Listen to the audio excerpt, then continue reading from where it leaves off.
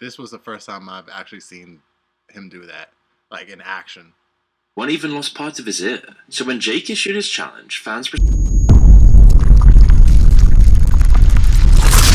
down the 805, ain't enough. I'm just looking for some 305. Hey yo, what's good, you guys? I go by Boomer, and you're watching Bali Star. Today, we is getting into Jake Paul versus Mike Tyson. Is everything wrong with society? Now, the Jake Paul Mike Tyson fight just happened. You know what I'm saying? I ain't watch it. I already know. Oh, this little baby dread. I already know what was gonna happen once it was announced. So you got a 27-year-old fighting a 60-something-year-old, and y'all still hoping Mike Tyson gonna win? I mean, I ain't gonna lie, that'll be a miracle. That'll be on some Rocky-ish. But realistically, come on, son. You know what I'm saying?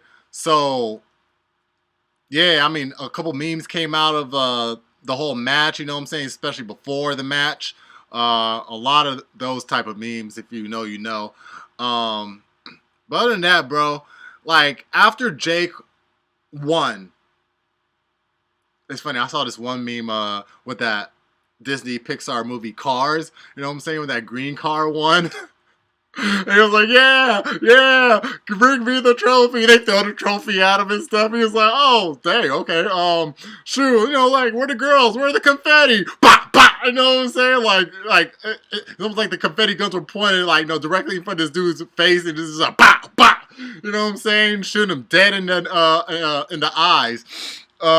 He was like, dang, man, he's on the confetti, you feel me? That's what it was like when Jake Paul won, bro. I didn't even watch the match, and I could tell all those things actually happened. You know what I'm saying? But yeah, bro. Like, I even saw a tweet from McDonald's or something, In and Out, saying Jake Paul can't eat here anymore because, you know, he beats on elders. And another tweet after that saying respect your elder, bruh. That is the stupidest, dumbest, most blue tagged tweet. That's what I'm gonna call the R word now. Most blue tagged tweet I've ever seen in my life, bro. Respect your elders. Don't beat on elders. Y'all telling me, y'all saying this now when y'all been saw it happening, when y'all knew Jake was gonna fight older Mike Tyson, y'all knew, and y'all plan to say, if Jake won, respect your shut that down, bro. Shut up. It's people, like, I don't know who runs that account, but they need to be like Wendy's, all right? Be smart with your social media. Be smart with your social media, because what the heck are those tweets? Written by Doofy off of freaking Scary Movie. You know what I'm saying? Oh my god, bro. And it's seeing stuff like that that makes me think, like, damn, people really just be out here just not having common sense. I mean, of course, common sense is not common, but really be, you know what I'm saying, be more than slow in the world. Borderline need to take the shorter bus. So, yeah, man. Jake Paul and Mike Tyson, is everything wrong with society? I agree. But let's see what homie has to say, man. This is by the channel Moon. Let's get straight on into it. Let's go. Jake Paul versus Mike Tyson is everything wrong with society. This is a fight that once again pushes the message that clout, money, and influence is valued above everything else in our society. And while it's going to be fun to watch the fights, the fact that it's even taking place can tell us a lot about where society is headed. If you were to have told somebody 50 years ago about this situation, it would just seem laughable, absurd, and downright stupid. But now it's becoming increasingly acceptable that any influencer with enough followers can become the face of boxing, taking down older men from their former glory and using their reputation to force your brand into the public consciousness. Boxing is meant to be a test of strength and durability, a display of discipline and dedication. Jake Paul, and just influencer culture in general, has turned this into a spectacle, And on the surface it makes sense. It's great marketing, it brings in a bunch of cash, and may actually promote boxing as a whole. And of course Jake Paul and lots of these other influencers are playing a role. Just like when he started building his brand online, Paul has had no issue making himself the supposed villain. He almost seems to revel in this, playing up the arrogant persona he spent years building and angering fans whenever he could. Now most amateurs in boxing have to claw their way to the top. They spend years honing their skills before they're even given a shot at recognition, much less the big leagues. Paul, in contrast, with clout and influence, has essentially paid his way to fight in the big leagues. And if you have enough money and clout, it seems like in our society today you can almost do anything now. No matter where it's fair, just or not. Using his money and influence, he was able to get athletes with legends behind their names to fight him. And to his audience, he was taking on the best of the best, which added weight to his declarations of being a great fighter when he won. And it annoyed boxing fans to no end, especially since most could see that almost all of his fights favoured him. All of his opponents seemed to be older retired fighters in financially difficult spots, that or they weren't even boxers. Take his fight with Ben Askren for example. In his prime, Askren was an incredible fighter, so good in fact that he represented the US at the 2008 Olympics. Jake Paul's decision to take on a former Olympic athlete was impressive, almost brave. However, this loses all meaning when you start to realise that Askren is a wrestler and not a boxer. The influencer wasn't fighting one of the best US wrestlers. He was fighting the worst striker in the UFC history. While the fights definitely weren't staged, it was apparent that Paul had taken the easy way to the top. And it's not necessarily his fault if he's able to do it and make a bunch of money from doing it. It kind of makes sense. But at the same time, the fact that this stuff is allowed and just continues to go on, taking precedence over real boxing, is showing what's really valued. It isn't just the dedication, skill. Precedence over real boxing is showing what's that Cameron interviewing Jake Paul, Mike. What, Cam? Oh, this nigga made it. This nigga made it. Really valued. It isn't just the dedication, skill, rising to the top being the of president of Mike nothing. Tyson, What the sport Jake really Paul, seems to be valuing today is clout, money, and superficial flashiness. This is why boxing elites and many others question the legitimacy of his career. Many suspected the influencer wouldn't stand a chance against a professional boxer. And the same could be said for KSI. Tell me why I thought that was, oh my god, bro. Name on the tip of my tongue, bro. If you know who he looks like, bro. Another YouTuber. He does rap ciphers, bro. I do reactions to him. I can't believe. Oh my god. Hold up. I gotta put respect, bro. Because, yeah, this dude be doing the sickest ciphers. It's a crime for me not to remember who he is. Harry Mack. He looks like Harry Mack. The influencer wouldn't stand a chance against a professional boxer. And the same could be said for KSI and all these other influencers. So spurred on by the fact that no one trusted in his ability, and the fact that Jake is a relatively good boxer, he challenged Tommy Fury. Fury is the only pro boxer Paul has actually dared to fight, and it's obvious why. Having grown used to the slower pace of former opponents, Paul wasn't ready for Fury's rapid-fire hits, and unsurprisingly Fury won, and those who doubted the influencer's skills felt justified. Now most people could ignore Jake again, for the average person he slipped back into oblivion. As a result, his next few fights were bittersweet wins, but they just weren't landing the same, and the now 27-year-old wasn't really having it. He needed a fight that would grab people's attention, something that would anger them so much that they couldn't help but pay attention to him. A boxing fight that should never happen. A fight that's completely about just clout, money, and nothing else. He needed to challenge one of the most iconic fighters in the world. A fighter who was once so dangerous, Jake's life would have been in danger had he fought him in his prime. Mike Tyson. There's one thing that you can't deny about Jake Paul. He's confident. Few people can challenge Iron Mike to a fight and come out the other side unscathed, even at his age. Many who faced the boxer in the ring got their backsides handed to them. One even lost part of his ear. So when Jake issued his challenge, fans' responses ranged from outrage to excitement. But the real elephant in the room here is that Tyson I never actually saw that happen. That part right there, like this was the first time I've actually seen him do that, like in action. That was the first time I've actually seen him do that. Got their backsides handed to them. One even lost part of his ear. So when Jake issued his challenge, fans' responses ranged from outrage to excitement. But the real elephant in the room here is that Tyson is obviously 3 decades older than the influencer. He made a name for himself in the boxing world before Paul was even born. The only reason he stopped was because he couldn't do it anymore. During his time in the ring, Tyson fought in 58 matches and won 50 of them. and most of these were knockouts, his most iconic being against Michael Spinks in 1988. In just over 91 seconds he knocked Spinks out. The fight is now famed as the 6th shortest heavyweight title fight in history, and even though he's nearing 60, which seems to level out the playing field, he should really never be fighting Jake Paul in the first place. Now for a man pushing 60, Tyson is in incredible shape. Leading up to his fight with Paul, he hit his sparring partner so hard that he had to be sent to hospital. Not only that, but Gene Kilroy, a longtime friend of Muhammad Ali, was shocked at how far he'd come despite his age. This is the strongest I've ever seen you. Yeah? Yeah, the strongest I've ever... And I know you since you're 13. I think this impresses it out of me. Nothing impresses me. As fit as he may be, that doesn't erase the fact that Tyson is old and is currently dealing with the consequences of his tumultuous past. He was even forced to postpone his initial fight with Jay due to health complications, and he's dealing with more than just... like I thought it was canceled.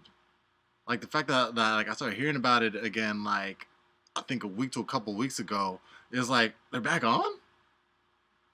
I mean, I don't really think of it like, you know, that seriously, but I was like, huh, it's back on. All right.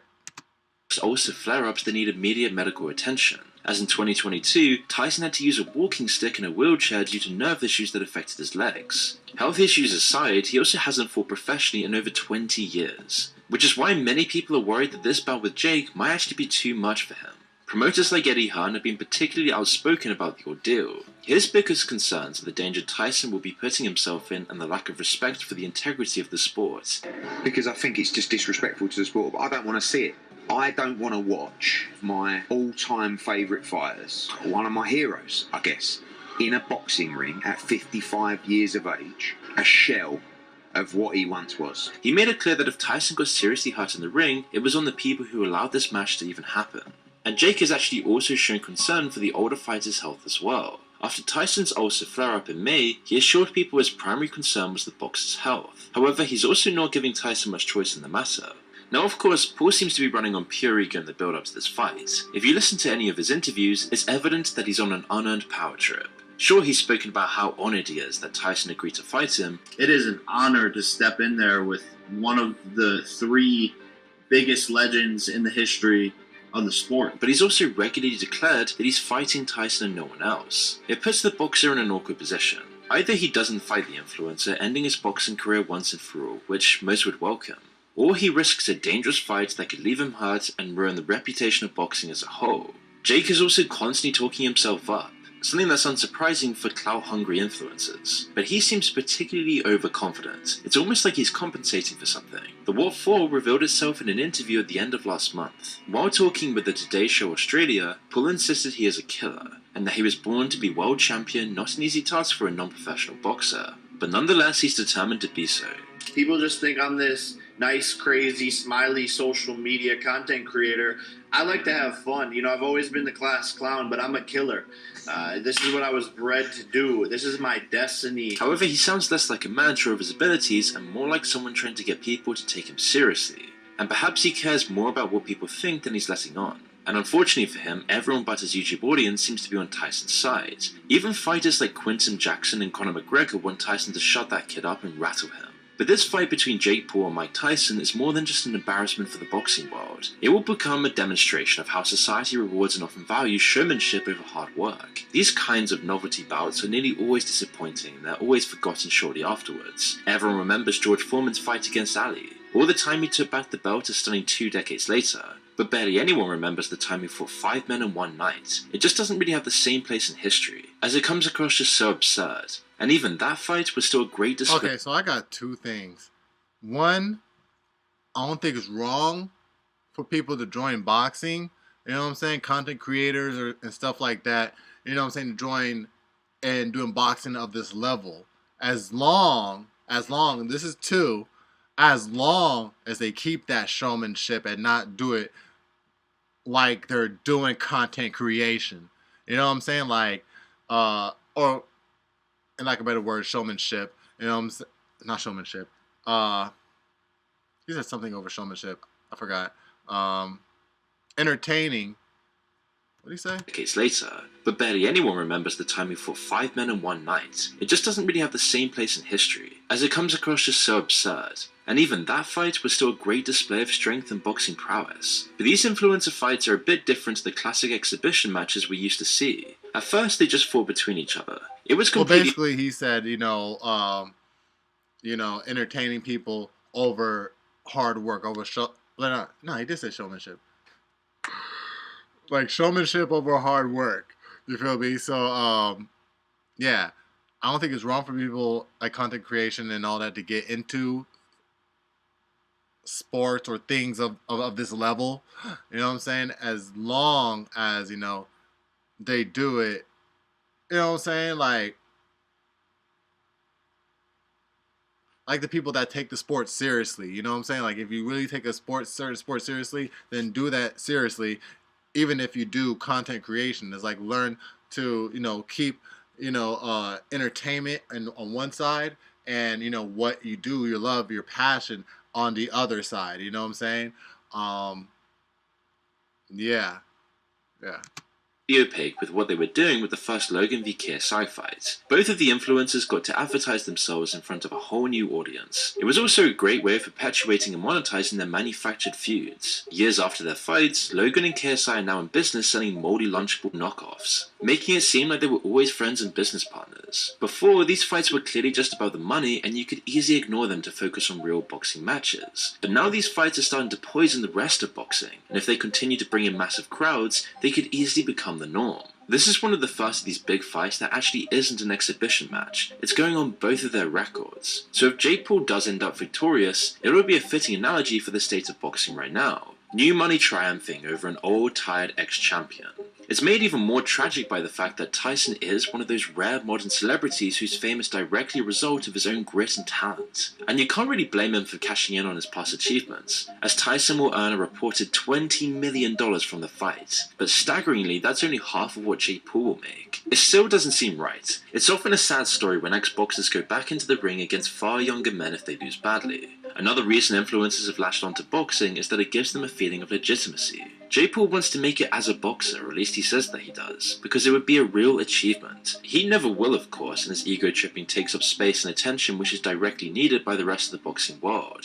There are obviously far more skilled boxers in the world, people who have dedicated years to climbing up the ranks, and many will never even get a taste of the viewership drawn to the Jake Paul-Mike Tyson fight. And it's kind of infuriating that an influencer who's been in the game for a few years can earn more from showing up to a fight than a pro can ever win from winning one, especially for long-time boxing fans. Even more infuriating is how little new audiences actually care about the sport. While influencers are introducing an entire generation to boxing, there's little to no interest in pro matches anymore, as the only thing that's actually promoted by the boxing networks is drama between influencers and how quickly they can take each other out. And this is all because influencer fights are just a lot more flashier. They're essentially WWE without the professionals or safety measures. It's no wonder that Logan Paul's new move is to literally work for the WWE. And the fact that this is just boxing now is warping the young generation's sense of value and success. It seems like these days your success is often measured just by how many followers you have. It doesn't even matter if you're skilled at your craft. If you aren't earning vast amounts of money from it, you just aren't successful. Or rather, that's the mindset of a lot of the younger generation, as learned from following people like Jake Paul and other influencers. Now, he may inspire someone to follow in his footsteps, but what happens when they don't succeed as fast as he did?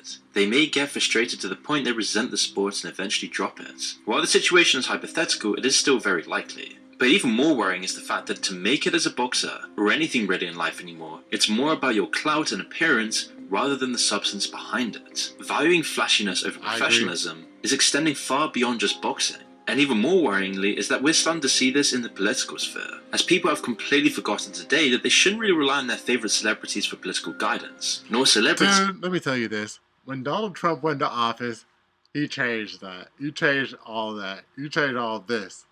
You feel me? It's almost kind of crazy when you think about it in a certain way. I'm not gonna tell you, but yeah, when you think of it in that way. But yeah, when Donald Trump went to office, bro, a rich man / celebrity turned president of the United States. It's what is it? It's free game or something at this point. You know what I'm saying? It's free game at this point. Like, yeah, it's free game, bro. Like, no holds barred. You feel me? Like, yeah, people just they gonna run they gonna go crazy. You feel me? Donald Trump opened up the floodgates for all this shit to happen.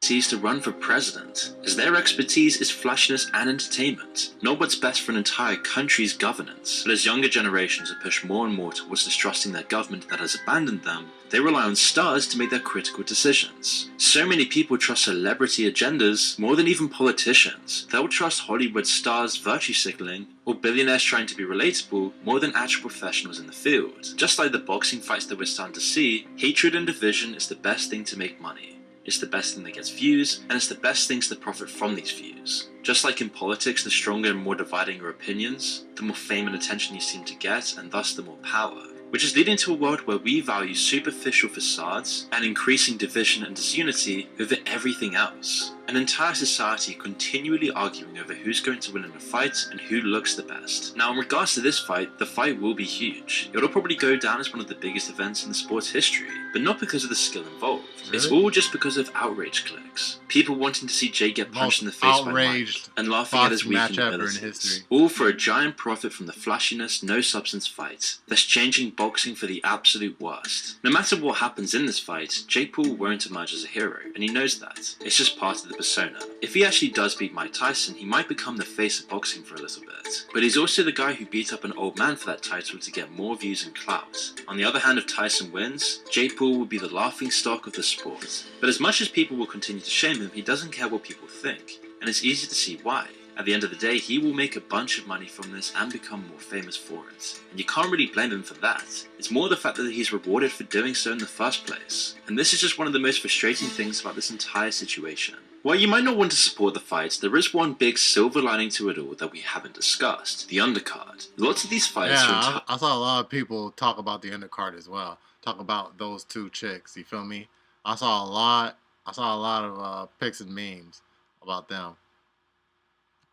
Highly deserving of their own spot in the limelight, like Taylor vs Serrano too. Their first fight was a sight to behold. It was a war, going to the full 10 rounds and ending in a controversial split decision. Now the long-awaited rematch, which was put on hold when the Tyson Paul fight got delayed in July, is finally happening. It's the decider between two world champions at the top of their class. This is the fight to watch on the night, not the novelty match afterwards. Then there's the showdown in the men's WBC welterweight bout between Barrios and Ramos. And while Barrios is the clear favourite in the rankings and record, there's still a lot of potential for an upset. They're both dangerous fights, and while lots of their previous fights with other opponents have gone the distance, a fiery finish isn't completely off the table. Obviously there's been far less publicity for these fights, and it's a shame they're on the undercard at all. But the hunger and drive that these real athletes have far outweighs all of that. At the end of the day, this is what should be getting people's attention. So if you already have a Netflix subscription, these are the fights worth tuning into. And if you've got the time and the curiosity, maybe watch the fight that happens after as well.